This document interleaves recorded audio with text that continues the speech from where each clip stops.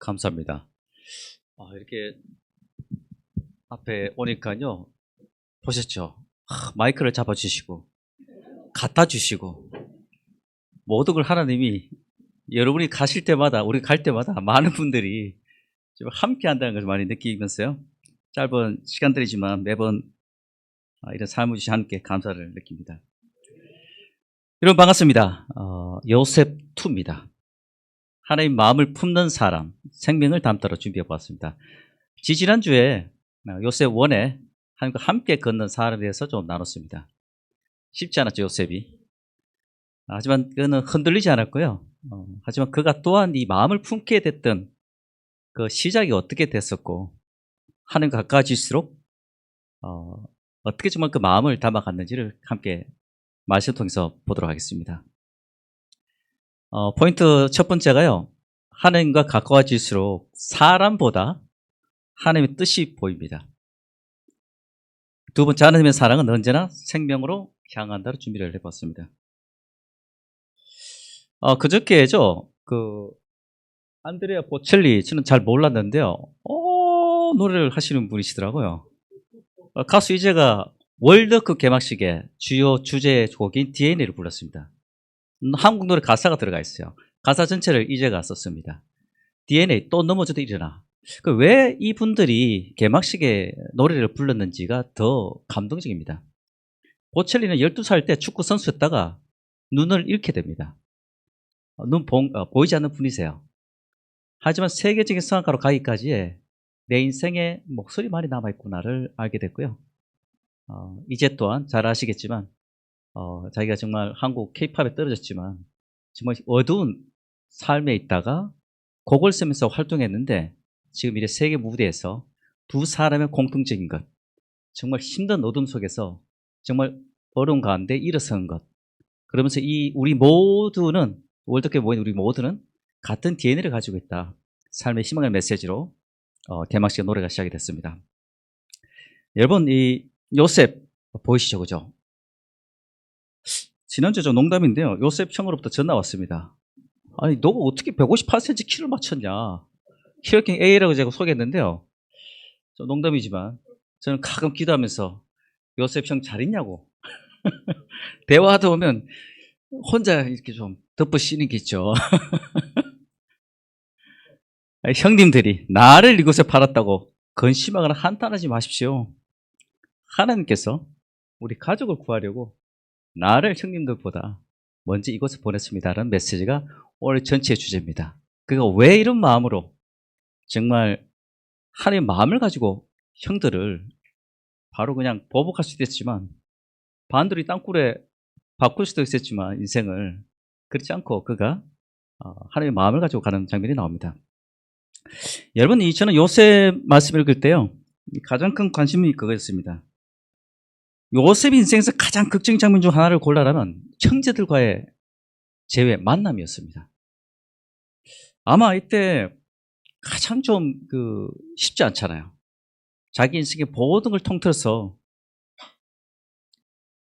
여기까지 몰아세웠던 게 바로 자기 가장 사랑했던 가족이었던 형제들이기 때문입니다.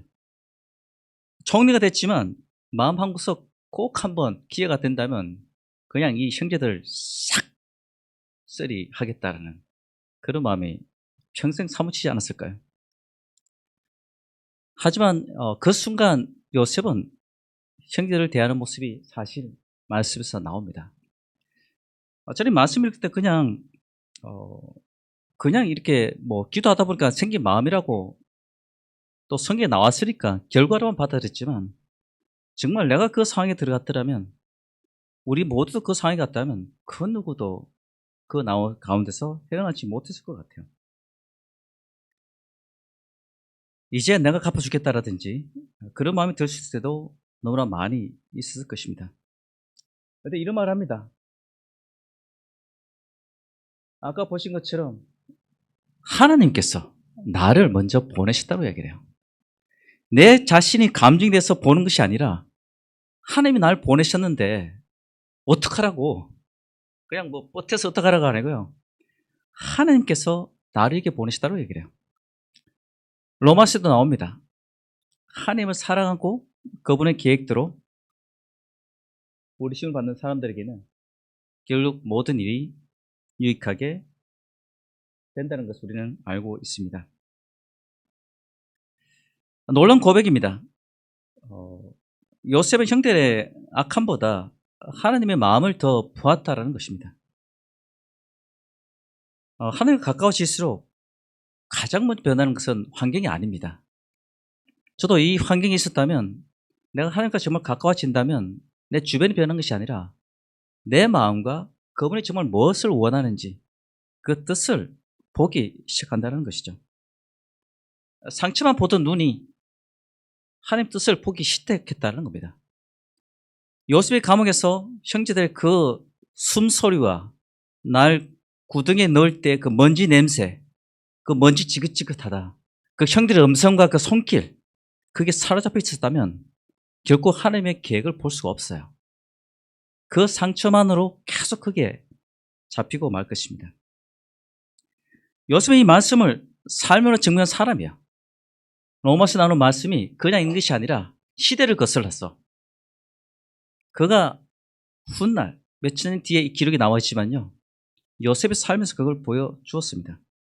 노예 생활도 감옥 생활도 배신도 억울함도 없이 모두 하나님께서 선으로 바꾸시는 바로 그 소재가 됐기 때문입니다. 제가 소재라고 했는데 제가 좀 재료 박사가 아니겠습니까? 재밌는 게 있습니다. 실은 여기 또 병원 의학 하시는 분들 계실 텐데요, 약재 있죠. 저희가 먹는 약도요, 같은 성분이지만 열 처리와 공조 조건에 따라서 결정 형태가 달라집니다. 그 결정자가 달라지는 것은요, 예를 들어서 침상구조, 이걸 먹으면 독약으로 쓰는 경우가 많아요. 반드시 육각형 구조가 나와야만이 사람에게 유용하게 됩니다. 우리가 우리 삶에서 하나님의 마음을 가졌을 때 침상형이냐 육각형의 안전한 걸 줄 것이냐, 그건 우리가 무엇을 우리 마음에 심냐에 따라서 달라질 겁니다. 이 약은요, 그래서 조제법이 어려워요. 그래서 약값이 비쌉니다. 아니 똑같은 크기인데 왜 다르지? 이걸 먹으면 죽느냐 사느냐, 잘못 만들면요 바로 감옥에 가야 됩니다. 어떤 형제들이 넣는 것이 아니라 주변 사람들이 나를 감옥에 넣게 돼 있어요. 제가 말씀드리고 싶은 것은 우리의 삶에 무엇을 심냐에 따라서 우리의 결정치가 달라진다는 것을 이야기하고 싶어요.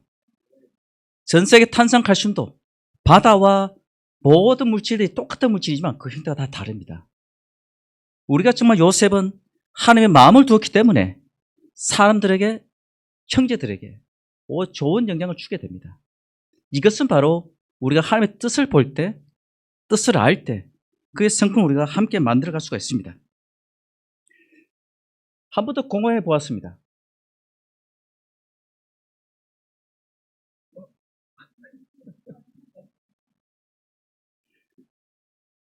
지난주에 이제 말씀이 끝나고요, 한 형제가 와서 그 얘기를 했습니다. 야, 근데 감옥에 있었으면 많은 정보가 있지 않았냐, 일산 아지매처럼. 예.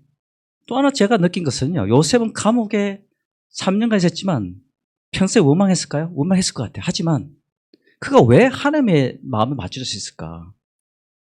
그는 그 위기를 기회로 삼았을까로 저는 예측이 들었습니다. 3년 정도라고 많은 학자들이 이야기해요. 3년 이상이라고 얘기해요. 3년 동안 그는 감옥에서 뭘 바라봤을까요? 아마 제가 예측컨대, 아직 직접 통화를 안 해봤지만 말씀 안 해주시더라고요. 내가 3년 동안 있는데 하나님이 많은 전문가들을 붙여주더라. 하나님 보는 시각이 다릅니다. 내가 감옥에 왜 갇혔는지를 힘들어하는 것이 아니라 이 엄청난 전문가들이 감옥에 다 오더라. 이 많은 분들의 지혜를 내가 대화를 하면서 내가 공부를 많이 해서 제가 찾아봤습니다. 우리 재미나에도 물어봤는데요. 말씀이 안 들어가 있네요. 여기에 안 들어가 있는데요. 요셉 창세기 39장 20절에 나옵니다. 같이 성경 한번 찾아보실까요? 제가 이러려고 일부러 말씀을 안 넣은 건 아닌데요. 말씀 한번 39장 20절만 네, 같이 한번 읽어보겠습니다. 자, 시작. 요셉을 잡아 감옥에 쳐넣었는데 그것은 군중 죄수들이 가두는 곳이었다. 예, 뒤에 쭉 나옵니다. 요셉을 잡아 감옥에 성경 말씀이 굉장히 강하게 적었습니다. 쳐넣었다고 얘기를 해요. 성경의 말씀사입니다. 아, 여기 있네요. 이거 어떻게 또 나왔지? 이거 신기하네요. 군중 죄수를 가두는 곳이었다. 요셉은 아마요, 하나님과 함께하는 그 마음을 가지기 때문에 내가 왜 여기 왔지? 하나님 나를 왜 이곳에 보냈을까? 내 힘든 과정을 아시면서 왜 나를 이렇게 만들었지? 내 평생 하루 이 어두운 감옥 속에서 빛도 못 보고 왜 내 인생을 나에게 망가뜨렸을까? 왜 이런 형편을 주시나요가 아니라 주변에 봤더니만 왜 죄수들이 내 옆에 있지? 여러분, 죄수는요, 궁중들의 죄수들이에요. 어쩌면 전 세계 탑, 아까 젠선 왕을 만나셨는데 젠선이 뭐 하다 걸려왔어. 그분의 아이디어를 3년 동안 매일매일 대화하면서 그의 지식을 얻고 왜 그렇게 접근했지? 알고 봤더니만 왕궁에 있는 계산 회계사가 또 왔어요. KPMG라든지 S&P 글로벌, 블랙락 최고의 경영회사 회계사가 사장이 끌려왔어요. 대화를 합니다. 어떻게 그걸 만들었냐? 왜? 어떻게 쓸 것이냐? 그런 대화를 하지 않았을까요? 했을 거예요. 그렇지 않고서는 이 감옥에 나왔을 때 이집트의 사무총리를 맡을 수가 있겠습니까? 준비가 안 돼 있는데 아무것도 모르는 사람에게 맡기지 않습니다. 너 착하니까. 감옥에서 내 꿈을 해석했네. 잘해봐. 여러분 아시잖아요. 세상 그렇게 호락호락하지 않습니다. 그가 이 상황 속에서 충실하게 왜 하나님이 나에게 이런 상황을 주셨는지, 하나님의 뜻이 있겠구나. 이 사람들 나를 붙여 주시는구나. 그는 분명히 그 3년 동안 이 많은 죄수들, 그들의 전문성을 습득하고 묻고 공부하고, 오케이, 언제가 하나님이 나를 이 많은 분들을 붙인 이유가 있다면 지금은 믿음의 눈으로 보자면 보이진 않지만 반드시 보이는 증거가 될 것이라는 것을 그가 감옥에서 느끼지 않았을까요? 제가 어릴 때 시골에 자랐잖아요. 1년에 한두 번 칫솔질 할까 말까 했습니다. 부끄러운 이야기죠. 근데 이 시골이니까 칫솔이 없어요. 남은 짝대기 끊어서 해야 되는 거예요. 살려면 여름에 하루 종일 논밭 일해가지고 받은 그 돈으로 칫솔을 사야 돼요. 사느니 땅콩 사 먹죠. 그러다 보니까 치아가 안 좋습니다. 왜냐면 몰랐어요. 그러다가 지금 그래서 저희 아내가 늘 하는 얘기 있어요. 얘들아, 이빨 안 닦으면 아빠처럼 돼.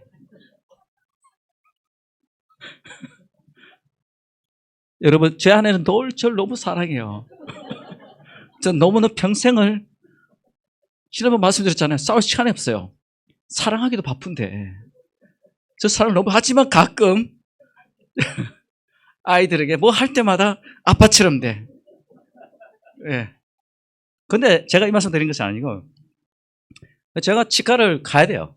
가는데 너무 감사한 것은 입을 벌릴 때마다 전문가 의사 선생님들이 와서 다 고쳐주시는 거예요.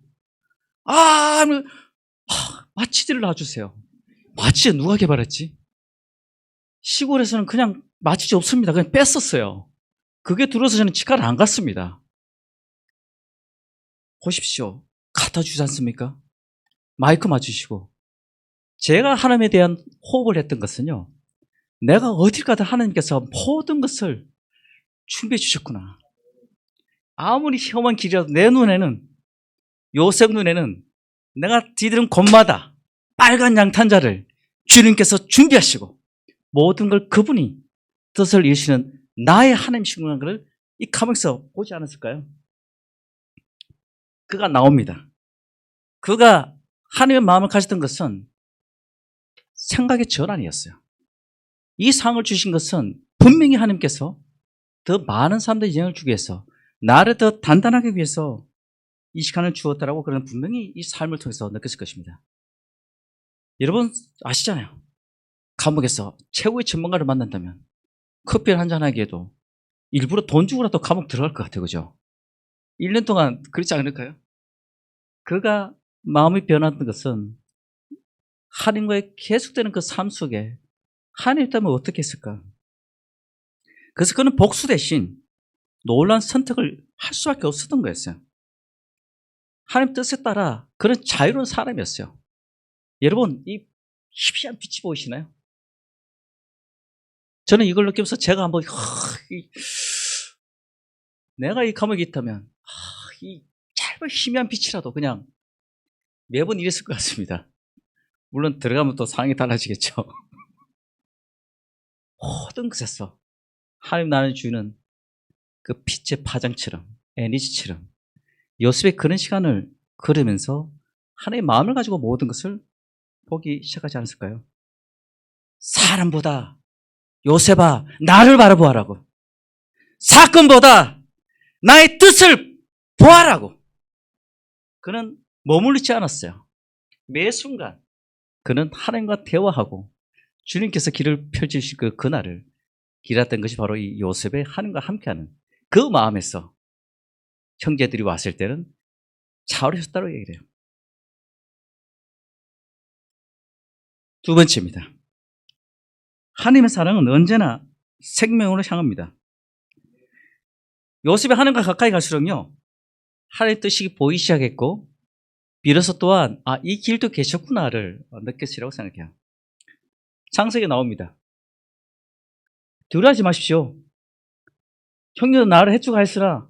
아니라고. 형님들이 이제 내 상대가 아니시라고.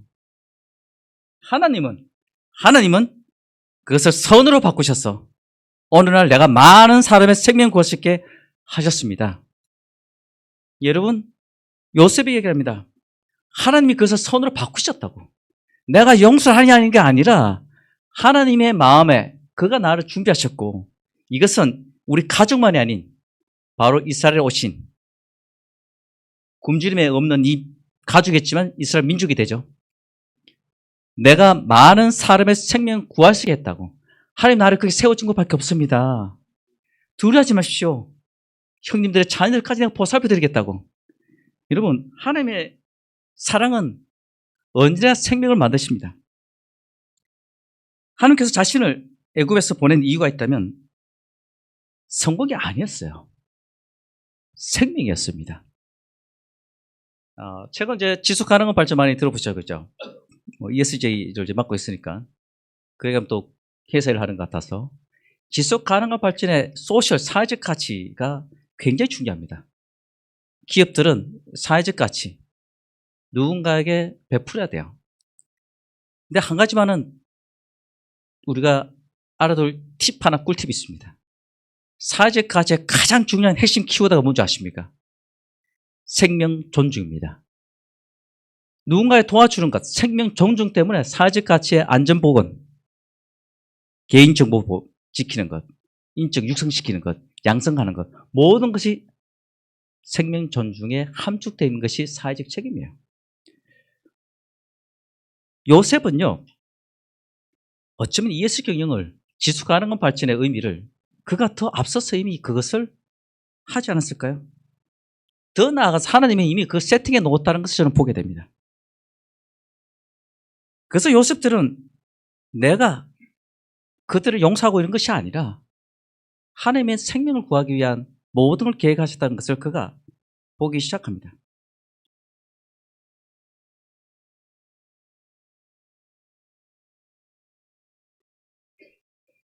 시간이 많이 지나가기 때문에 좀 스킵하겠습니다. 예수님 또한 똑같습니다. 예수님은요, 도둑이 오는 것은 양을 훔쳐다가 죽게 없애는 것뿐이다. 그러나 내가 온 것은 양들이 생명을 얻되 더욱 풍성히 얻도록 하기 위해서이다. 하나님의 마음은 언제나 생명입니다. 하나님의 마음은 생명이라고 얘기를 해요. 언제나. 여기서 재미있는 것은요, 예수님이 도둑이 오는 것은 양을 훔쳐다가 먹는 것이 아니고요, 목적이 하나입니다. 죽여 없애는 것밖에 없습니다. 우리가 세상에서 달콤하게 다가오잖아요. 어떻게 우리 좀 약간 뭔가 좋게 보이시지만 목적은 하나입니다. 그냥 죽여 없애는 거예요. 도둑은 자기만 훔쳐가는 것이 세상의 원리라면 우리가 싸우는 영적인 도둑은요, 여러분의 생명을 가져가는 것이에요. 그냥 끝이에요. 뭐 보편 없습니다. 약간 바주가 없어요. 죽음을 가져가는 것이에요. 하지만 하나님의 마음은 언제나 생명이라고 얘기해요. 내가 온 것은 생명을 주기 위해서 온 거라고. 로마서에 나옵니다. 여러분이 직접 복수하지 말고 하나님께 맡기십시오. 성경에는 원수 갚는 것이 그것은 나의 일이다. 내가 갚아주겠다고 기록되어 있습니다. 또 내 원수가 굶주리면 먹을 것을 주고 목말라 하거든? 마실 것을 주어라. 그러면 내 원수는 머리에 숯불을 놓은 것 같이 부끄러워 견딜 수 없을 것이다 라고 라는 말씀도 있습니다. 여러분, 요셉이 감옥에서 형제들에게 계속 원함을 가졌다면 결코 하나님의 뜻을 볼 수가 없었어요. 이제 우리에게 혹시나 교회든 회사든 직장이든 누군가가 마음에 힘든 게 있다면 좀 이렇게 힘을 풀 필요가 있습니다. 쉽지 않습니다. 하지만 이제 정말 우리가 기도할 것은 하나님께 나에게 맡기라고. 거기에 집착되어 있으면 우리가 더 큰 하나님의 뜻과 비전을 볼 수가 없어요. 나아갈 수가 없습니다. 그 어두운 감옥에서 나올 수가 없어요. 그 감옥에 나온들 그 마음이 바뀌지 않는다면 세상에 아무리 밝더라도 요셉은 그냥 어둠 속에 사라질 것입니다. 하지만 우리가 누군가에게 베풀어 준다면 그들이 부끄러워할 것이라고 얘기를 해요. 회사도 이런 일이 많습니다. 우리가 선한 말을 한 번과 관계없이 주변에서 다르게 반응할 때도 있어요. 하지만 나의 이런 마음들이 누군가에 대한 원망으로 가득 차 있다면 결코 성장할 수가 없습니다. 저는 이런 마음을 계속 가져가기 위해서 싸우고 있어요. 그럴 때마다 제 158cm는 매일매일 자라는 것을 저는 영적으로 보기 시작합니다. 하나님, 오늘 185cm네. 몸무게는 그대로네요. 야, 무슨아, 너는 280까지 올릴 생각이야. 감사합니다. 너무 크면 안 되는데요. 이런 대화 재밌지 않나요? 아버지, 제 머리가 좀 흰색으로 바뀌는데 좀 자연스럽게 보라색으로 할 수 없을까요? 저 BTS 좋아하는데 보라색이면 아미들 좀 같이 랩에 좀 들어가지 않을까요? 여러 가지 이야기를 해봅니다. 그러면서 저는 조금씩이나마 제가 힘들어하는 사람을 어떻게든 하나님한테 대화하면서 풀어보고 싶은 거예요. 아버지, 당신이 푸시라고. 당신께서 10분 50장 10장에 말씀하신 것처럼 사람의 마음을 창조하고 쓴 당신이 아니냐고. 내 마음을 거기에 치우치지 않고 부드럽게 해달라고. 우리가 같이 한번 기도를 합시다. 또한 하나님의 사랑은 언제나 다음 세대를 품습니다. 앞서 보신 것처럼 오늘 내가 많은 사람의 생명을 구할 수 있게 했다라고 얘기합니다. 우리의 이런 하나님에 대한 마음은요, 다음 세대, 우리 미래 세대, 우리 자녀들에게 연결되고 그들 또한 영원한 생명의 생명을 하나님의 꿈을 보게 될 것입니다.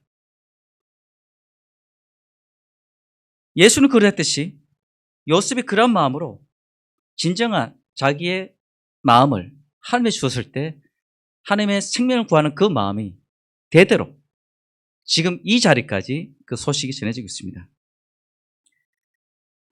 여러분, 하나님의 사랑하는 사람을 다음 세대까지 왜 챙기는가?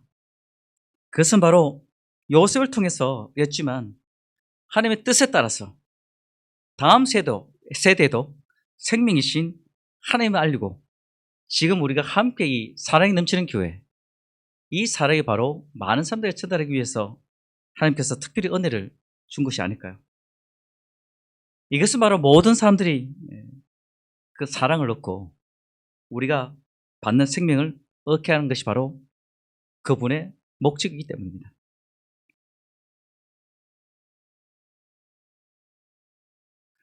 여러분, 하나님의 마음을 푸는 사람 요셉은요, 생명을 담았습니다. 그는 마음에 다른 것을 담지 않았어요. 하나님과 대화했고요, 그와 하나님과 가까워질수록 사람보다 하나님의 뜻을 보았습니다. 특히 하나님의 사랑은 언제나 생명으로 향하고 있습니다. 사랑이 넘치는 교회, 바로 하나님의 사랑이 있을 때, 하나님이 거하는 곳일 때 우리 모두는 함께 그 많은 사람들 또한 이 힘을 통해서 만수에 전해질 것을 또한 보게 됩니다. 여러분, 이 배경화면의 빛, 늘 말씀드리는 건데요. 하나님 보시기에 가장 이 지구상에 빛나는 것은 이 생명의 사랑을 전하는 바로 여러분들이 하나님 눈에는 가장 빛나고요. 가장 놀라운 분이십니다. 요셉 삶을 통해서 우리가 다시 한번 하나님에 대한 마음을 가져가는 시간이 되길 바라겠습니다. 그래서 기도하고요. 레슨을 마치도록 하겠습니다.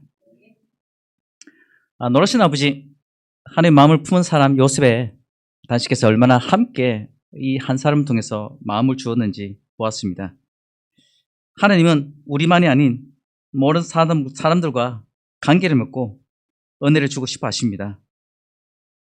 그걸 통해서 요셉이 하나님의 뜻을 따라 다음 세대에도 생명이신 하나님을 알리고 하나님의 은혜를 받을 수 있게 하기 위해다는 것을 또한 느끼는 시간이었습니다. 아버지께 한 사람 한 사람에게 사랑이 넘치는 교회에서 그런 당신의 마음이 전해주시길 또한 기도드리고요. 감사하고 예수님 이렇게 합니다. 아멘.